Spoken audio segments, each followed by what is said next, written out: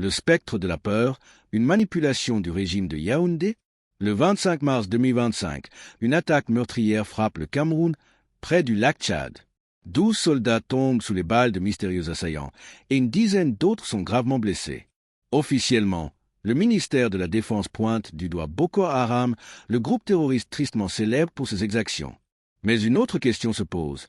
Et si cette attaque n'était pas seulement l'œuvre d'extrémistes, mais aussi celle d'un régime à bout de souffle, prêt à tout pour maintenir son pouvoir? Une attaque qui tombe à pic. Nous sommes en pleine période électorale au Cameroun. Pour la première fois en 43 ans, Paul Biya fait face à un rejet massif de la population du Nord Cameroun.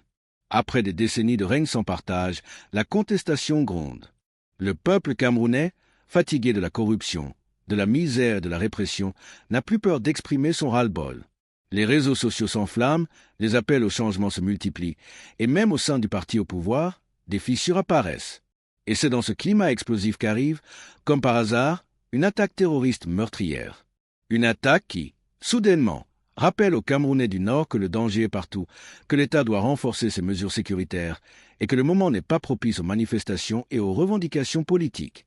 Une stratégie bien rodée, ce n'est pas la première fois que le régime de Yaoundé joue la carte de la peur.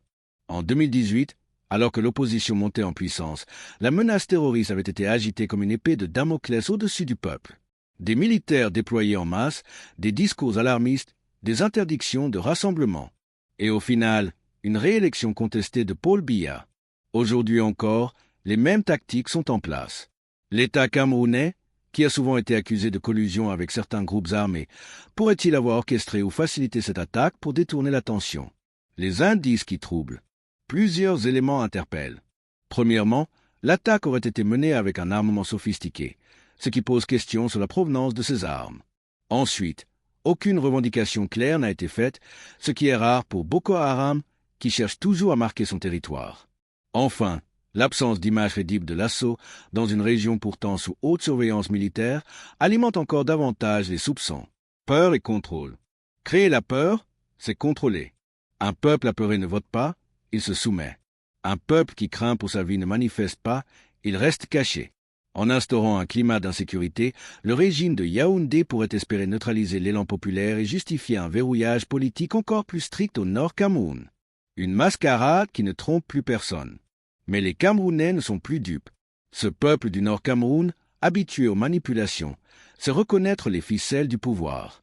Aujourd'hui, plus que jamais, il est temps de s'interroger, de dénoncer et de refuser d'être pris en otage par un régime qui, s'il sent le vent tourner, serait prêt à tout, même au pire. Paul Biya et son régime dictatorial peuvent-ils encore manipuler l'histoire à leur avantage? Jusqu'où sont-ils prêts à aller? La peur est leur arme, mais la vérité est notre bouclier.